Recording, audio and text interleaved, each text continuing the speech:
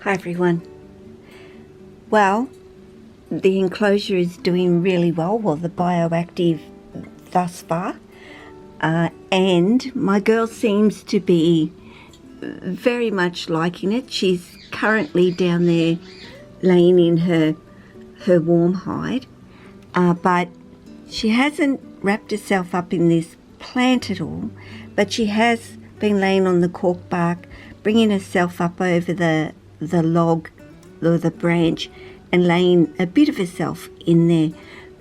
But in all honesty, she kind of has the same feeling, just being on the ground now. Very earthy. I'm really pleased with it so far.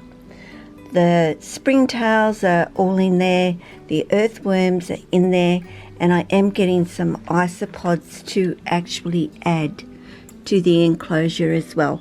But very hard to see, but she's got a little head laying out on her body there, just quite comfortable. And that's what I want to talk about, is, are your snakes comfortable? And comfortable comes in many forms with a snake. Now, when I say comfortable, it's within their attitude, what you see from them with their body language and so on.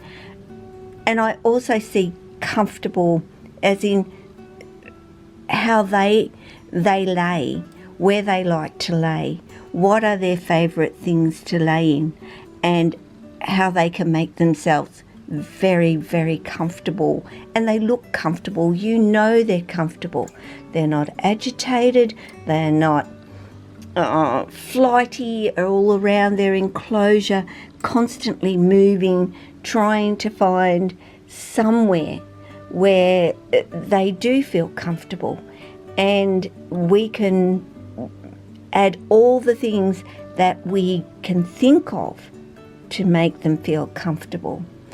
Now, is she, well, sometimes she's up top, which she is, and she is currently very much in shed at the moment, but she makes herself very comfortable going up in her hammocks. Even this little one over here, which I think to myself is too little for her, she will curl up and make herself very comfortable in it. And I watch her do it. Now, why am I bringing up and making comfortable a word and important? Because it goes to the level of that you have provided them with something that they feel safe in. And with safety becomes comfortable. And up here, of course, is little Archie, who is very comfortable up there, because I know rough scales, they like to be high. I see so many people creating environments on the ground for them, but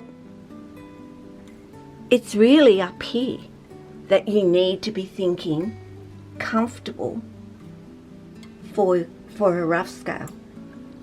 This is inconsequential to them because I rarely see Archie on the ground, and that comes down to providing high things for him so that I know that he's going to be very comfortable as I swing this light around. And you will see, I mean, look at Lily here, you know, comfortable.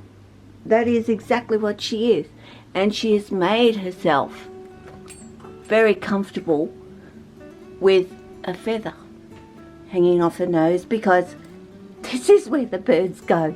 and Lily really don't care. I mean, that's a piece of my curtain that I've lifted up and put in there that's made it easier for me to get into a Parney's enclosure here, and Lily has just curled herself up. I mean, she loves the hammocks, as you can see, the feathers that occur, and curled herself up and made herself very comfortable just laying there. Lily likes the ground in her enclosure, and that's where she likes to curl up, and you know, at the back of her logs, and she curls right up behind it, and that's where she sleeps. Or, to be honest with you, a lot of the time, even though I do see her at the back of those logs behind the plants there, very much she sleeps right there at the door. And I think that is like, I'm right here, she's right there, she can see me. I open the door, she's literally, you know, right at the door to come on out. So providing that comfortable atmosphere where they can find comfy spots, where they can feel safe.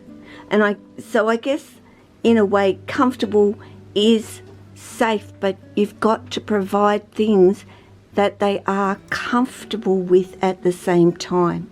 And knowing your snake and knowing what they like and how they act, because you see it in their enclosures, you know what they like. I like to change things up. I like to see if there are other things that they do like. Now, Jesse is currently, well, if we get a little bit closer, he's right up in that top hammock. Now, I provided the lower and I provided the top to give him choice. What is he comfortable with? Does he want to be right up on the roof line, or does he want to be a bit lower? You know, people say they like to feel safe and secure, and they do.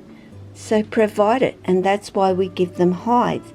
Now, I've put the stool in here only on the simple fact that when Jesse comes out, I know he's more comfortable in doing it, having that stool as support to come on out, rather than him gripping all these branches for me to get him out.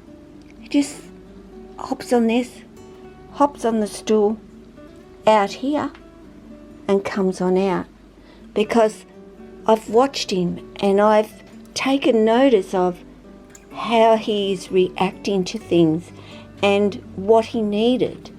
So I change things up, and I keep changing things up to see if I can get them to be even more comfortable than what I feel I've already tried to provide for them.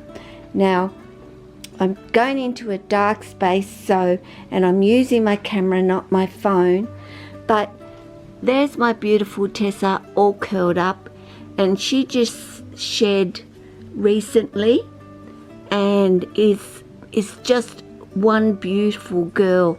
She shed perfectly. And talking about shedding, that is having, of course, we know the environment for them that they need to have a good shed. And I take note of that too, and make sure that my snakes' enclosures have the right humidity and that they will shed perfectly. There is no panic if they don't, of course. You just correct it. You know, remember to correct it if that actually happens. Now, Oscar here, as you can see, is looking to saying, I would really like to come out right now. I just cleaned up his enclosure. He had made a little bit of a mess in there. But what I did also, and you can see, I hope, he's been down here, laying down here. I have added some cypress mulch, and I've also added some moss. down here for him.